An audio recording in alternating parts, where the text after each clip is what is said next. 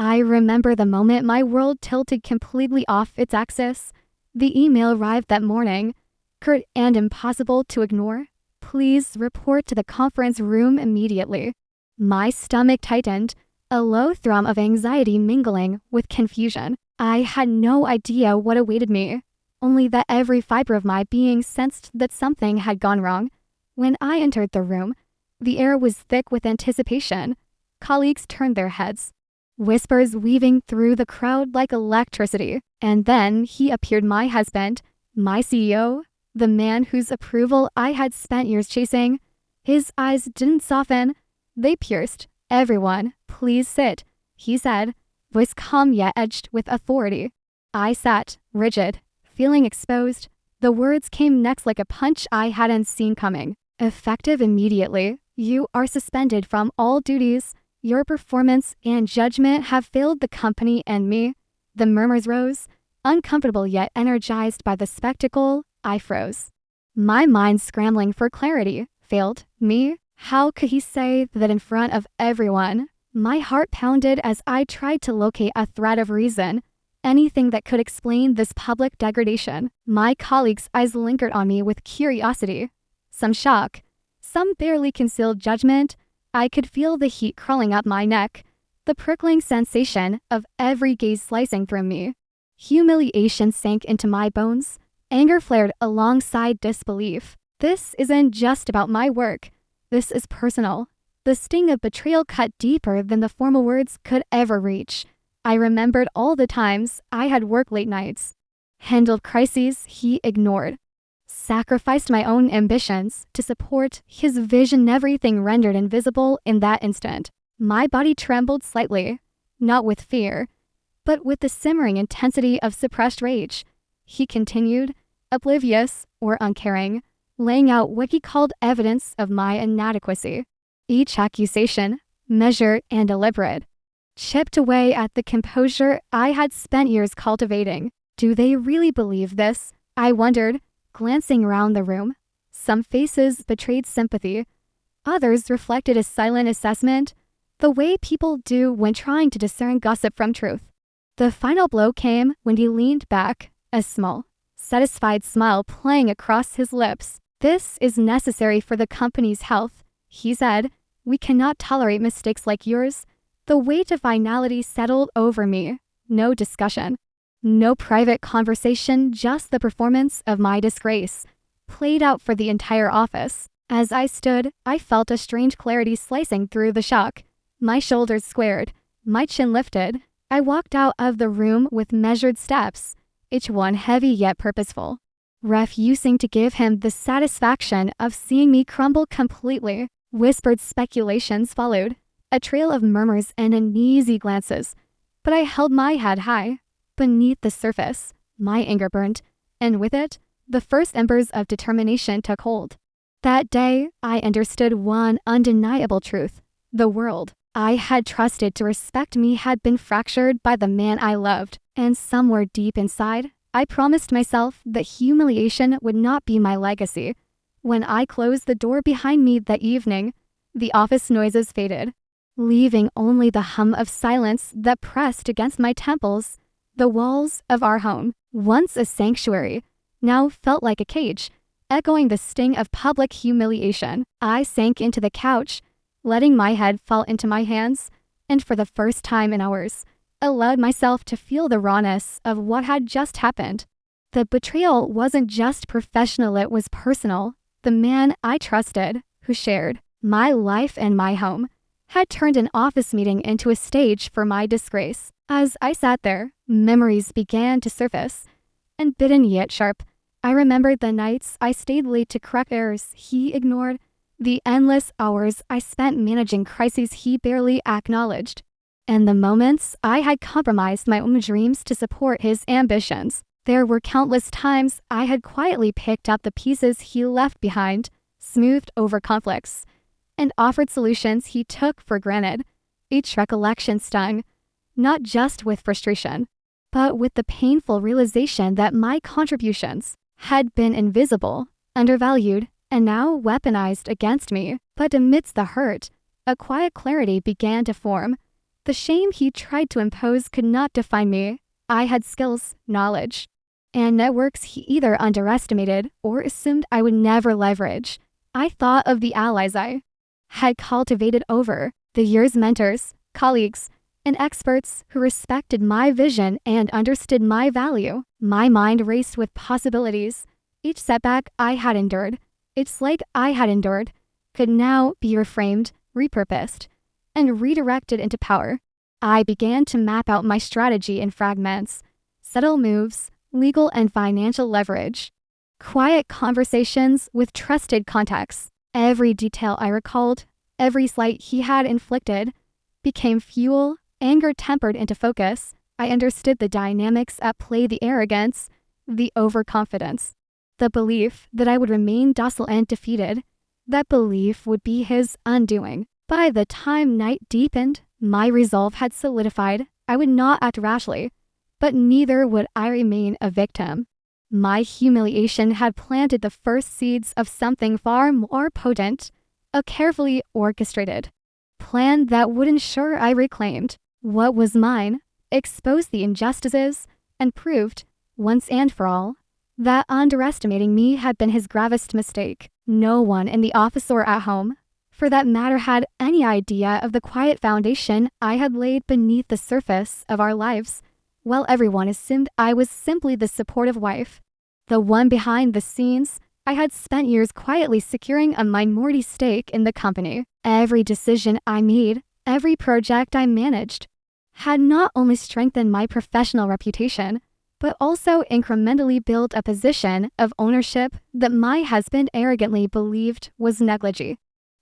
He never read the fine print, never thought to question agreements he assumed were inconsequential, and most importantly, he never imagined I would ever use it against him. That evening, I reviewed the legal documents, the stock certificates, and the clauses I had so meticulously arranged. A thrill ran through me as I realized the leverage I had always possessed. Hidden in plain sight, no one knew how close I already was to controlling interest. Not even him. It was as if I had been holding a secret weapon in my hands all along, waiting for the right moment to unveil it.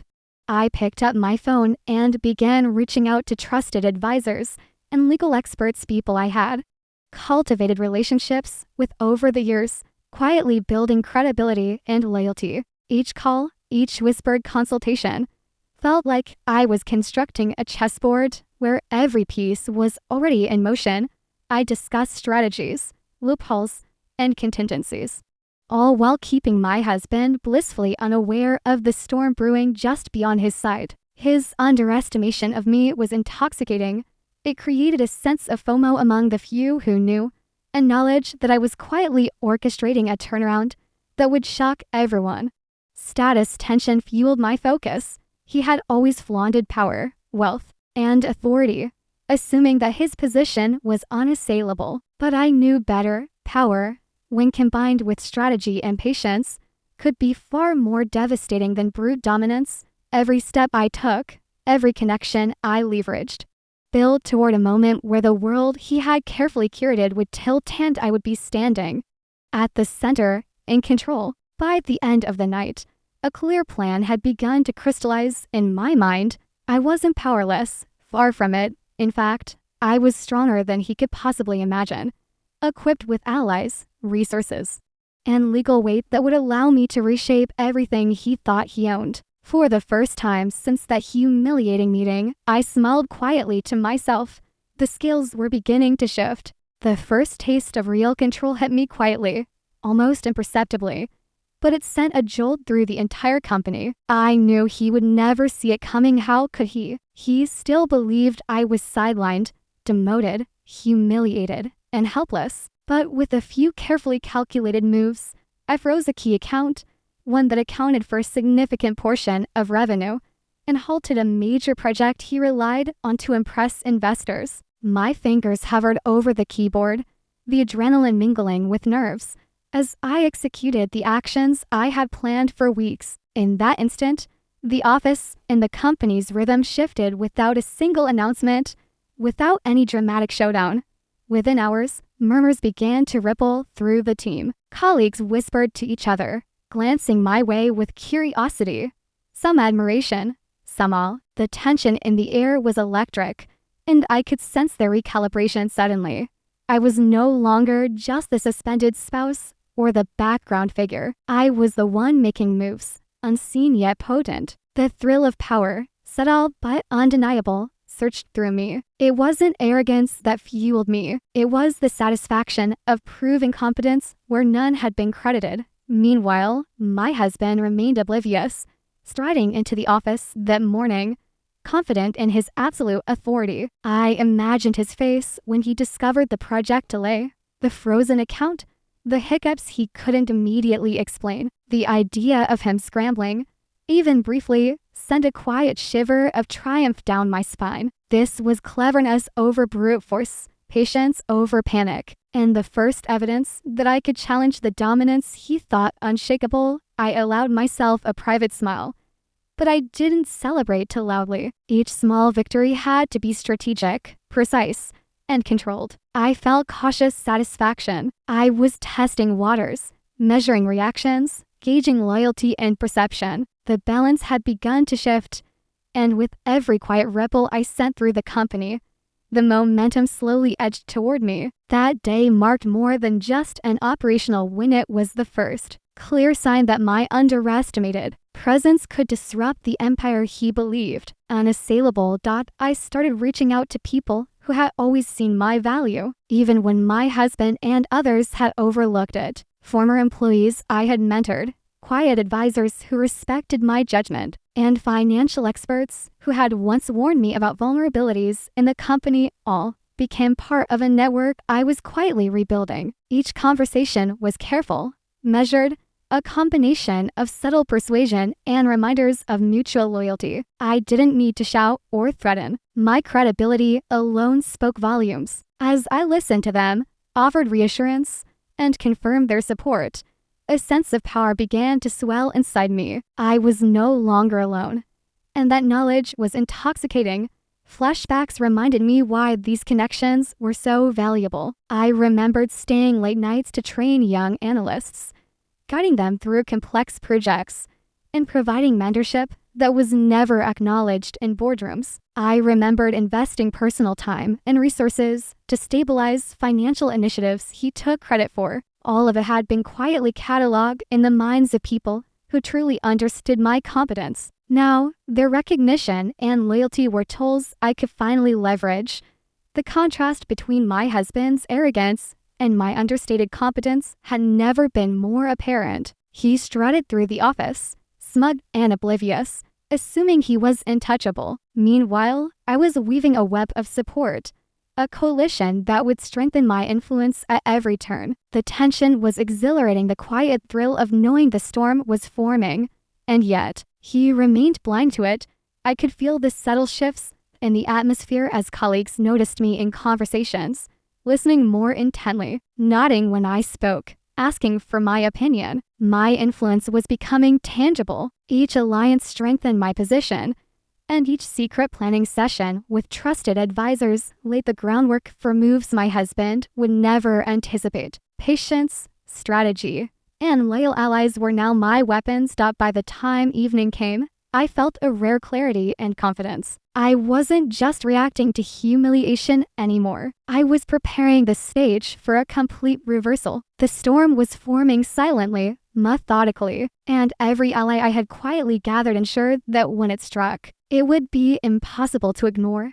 Even with allies rallying and plans taking shape, there were moments when the weight of everything pressed down on me so heavily I could barely breathe. Alone in my apartment late at night, I felt the gnawing pangs of self-doubt. Am I overestimating my influence? Did I miscalculate? The questions spiraled endlessly, a quiet echo of fear that no one would see behind my calm exterior. The isolation was suffocating. Friends I once trusted seemed distant. Colleagues who admired me from afar were cautious, and my husband remained blissfully ignorant of the storm brewing, yet still a looming shadow over my every thought. Frustration bubbled up in ways I hadn't expected. Memories of the humiliation replayed relentlessly, the whispers of colleagues, the smirks of rivals, the coldness in his eyes. I felt the sting of betrayal not just professionally, but deeply, intimately. Every plan I made carried the weight of personal stakes,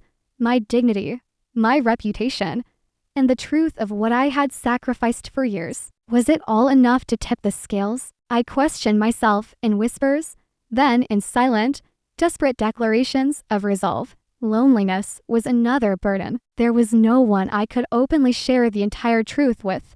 No one who could fully comprehend the double life I was navigating. Even my closest confidants only knew fragments, pieces I could safely share without compromising the strategy. The solitude sharpened my awareness, forcing me to confront both my vulnerabilities and my strengths. Every ache, every pang of frustration became fuel. And yet, through the exhaustion and doubt, a steely determination began to take root. My anger at betrayal and the injustice I endured transformed into a quiet, simmering power. I will not allow humiliation to define me. I will reclaim what is mine. The emotional lows, the sleepless nights, the gnawing questions, they were no longer weaknesses, but the foundation of a resolve that could not be shaken. By the end of the night, I sat upright, feeling the paradoxical clarity that only comes after deep despair. The toll had been heavy, yes, but it had sharpened me, honed my focus, and reinforced that every carefully laid plan would soon bear fruit. I wasn't just surviving the betrayal. I was preparing to rise above it, stronger than I had ever been. The morning I executed the first of my major moves, I felt a rush of controlled excitement. I had spent weeks quietly mapping the terrain, identifying weaknesses, and calculating the exact steps that would give me leverage without alerting him prematurely. First, I secured additional shares in the company, small enough to avoid suspicion, but significant enough to strengthen my claim. Every transaction, every signature, was a subtle assertion of power he assumed I lacked. It was exhilarating to act decisively while remaining invisible, a ghost shaping the future of the empire he thought was untouchable. Next, I began exposing inefficiencies in his leadership, not openly, but through carefully drafted reports and memos that reached investors and senior management. I highlighted missed opportunities, flawed strategies, and overlooked risks, presenting the evidence as objective observations rather than personal attacks. The cracks in his professional image began to show almost immediately. Investors who had once been completely loyal started asking questions, probing deeper into areas he had always dismissed. My husband's aura of invincibility was quietly eroding. The FOMO effect was even more subtle yet equally powerful. Colleagues began approaching me, tentatively seeking guidance, sharing concerns, and reassessing alliances. Whispers of uncertainty filtered through the office. People wondered if aligning with him was still the smartest choice. Every glance, every cautious nod from the team reinforced the shift in power dynamics. I could feel the tension tightening like a bowstring, ready to release. And it thrilled me to see the first visible signs of my influence reshaping the office landscape. By the end of the week, the landscape had subtly but unmistakably changed. He remained confident, unaware that the foundation he had built so arrogantly was being quietly dismantled from within. My moves were precise, calculated, and executed with patience, showing that cunning and foresight could outmatch bluster and overconfidence. The storm was no longer just brewing in my mind. It was starting to ripple through the company, and the anticipation of the inevitable confrontation lent a sharp, intoxicating edge to every decision I made. The morning of the emergency board meeting, I felt a thrill that almost made my heart race too fast to contain. I had sent the notice under the guise of a routine discussion, careful not to betray even the smallest hint of what was coming. My husband, as expected, arrived striding into the room with that familiar smugness, believing he held absolute authority. That the humiliation he had inflicted weeks ago still hung over me like a shadow. He settled into his chair, scanning the room with confidence, unaware that the balance of power had already begun to tilt beneath his feet. I waited until everyone was seated, the room buzzing with low murmurs. Before speaking, I began calmly, methodically, laying out my vision for the company, the strategy for growth, and the steps I had taken to secure its stability. And then, without any dramatic flourish, I revealed the leverage he had never anticipated: controlling shares. The room fell silent, the collective gasp of shock filling the air. I could feel the tension snap and ripple outward. Even the most loyal allies of his were forced to acknowledge the shift. His face shifted from smugness to disbelief, a flicker of panic threatening to surface before he tried to mask it with a nervous smile. He opened his mouth to speak, to assert control, but the weight of the moment pressed down too heavily. I continued, outlining the changes I would implement, the direction I would take the company, and my expectations of accountability at every level. Each word emphasized not only my authority, but the dramatic contrast between the woman he humiliated publicly and the leader now commanding the room.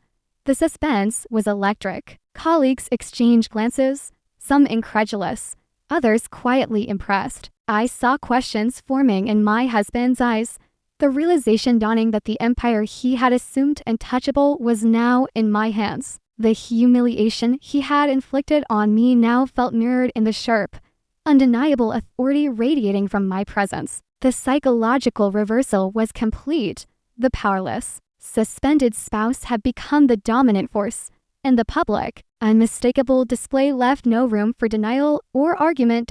By the time the meeting concluded, I had not only established control, but also cemented the first undeniable proof that my careful, calculated strategy had succeeded. He left the room stunned, a shadow of the arrogance that had once defined him. I, on the other hand, felt a rare and exhilarating combination of satisfaction, triumph, and calm authority. The balance of power had shifted irreversibly, and for the first time, I could breathe fully, knowing the storm had turned in my favor. The moment I officially assumed control of the company, the energy in the office shifted in an instant. Employees who had once whispered doubts or glanced at me with uncertainty now erupted into applause, some standing, some smiling with relief and admiration. Allies I had quietly nurtured over the months gathered around, their congratulations genuine, their loyalty unwavering. This sense of vindication was intoxicating. Every strategic move, every calculated decision, every sleepless night had led to this moment. I could feel the weight of past humiliation lifting, replaced by a powerful, grounded authority I had never fully embraced before.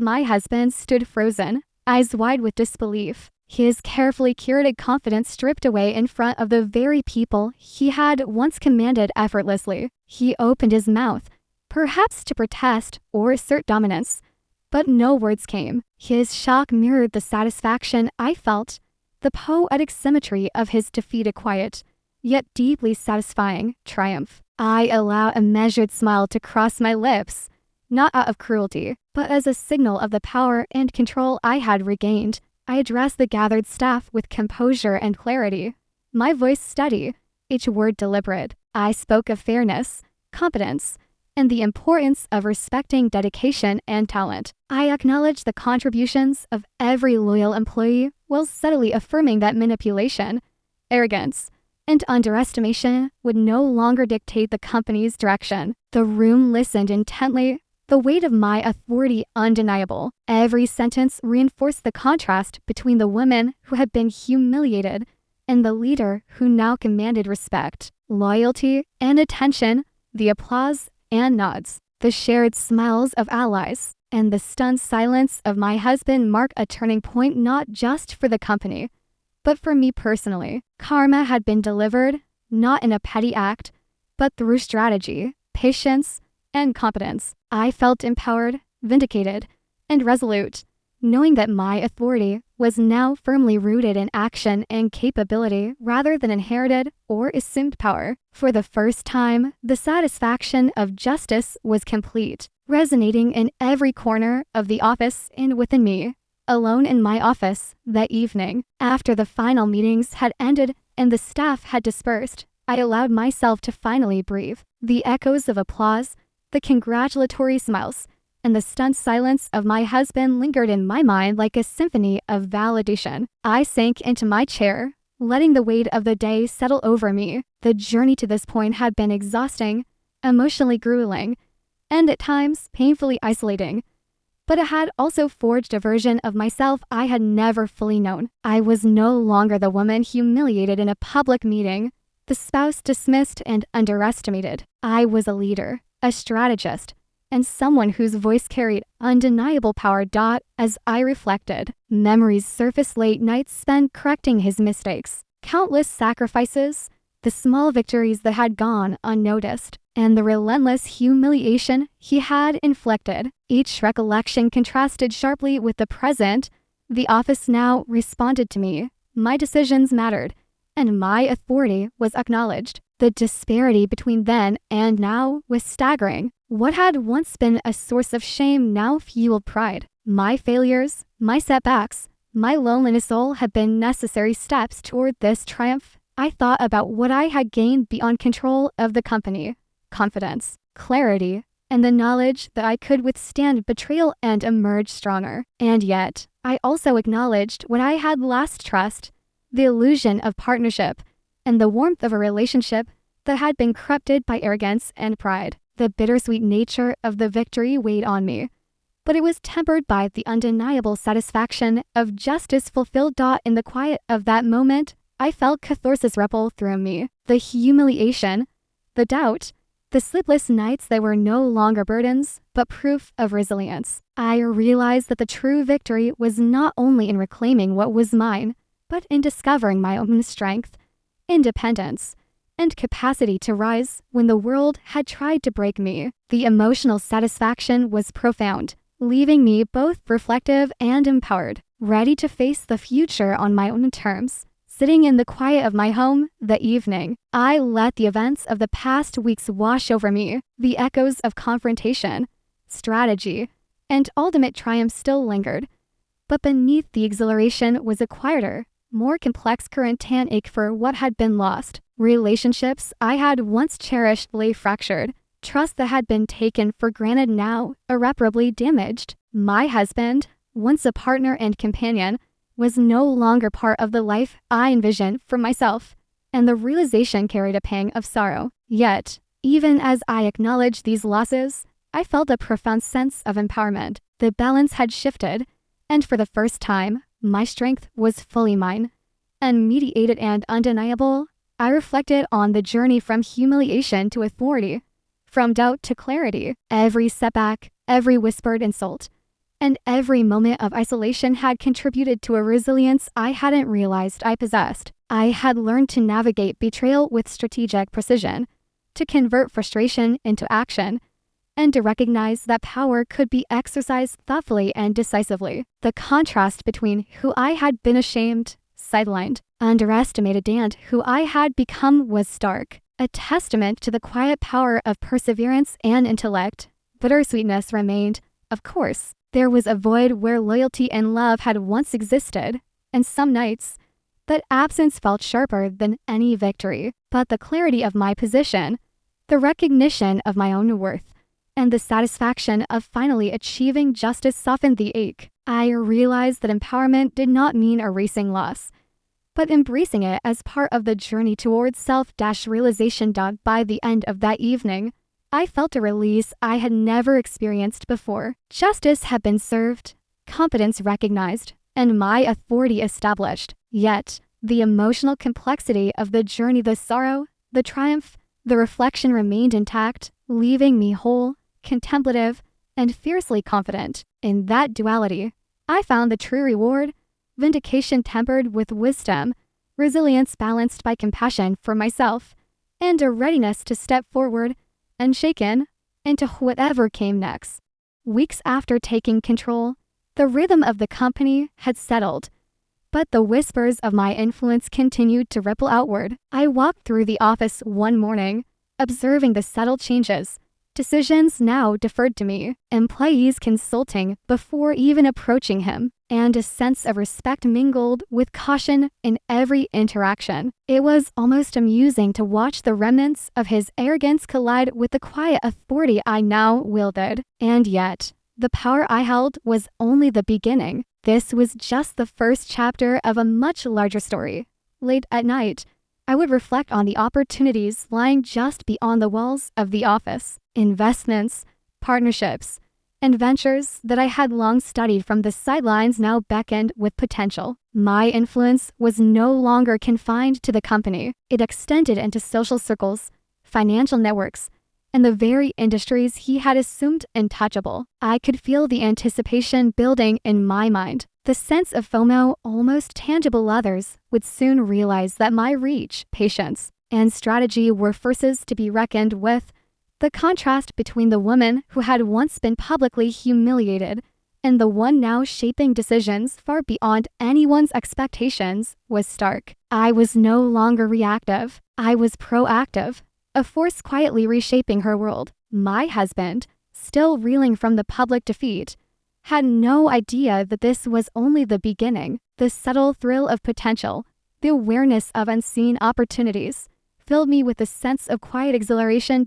As I closed my laptop that night, I allowed myself a private smile. The storm I had created within the company had set the stage, but the larger games, the ones that spanned social influence and financial power, were still ahead. And though the office had witnessed my triumph, the world outside remained unaware of the magnitude of what was quietly unfolding. In that silence, I felt the promise of future victories, the thrill of anticipation, and the delicious certainty that I had only begun to demonstrate the depth of my influence.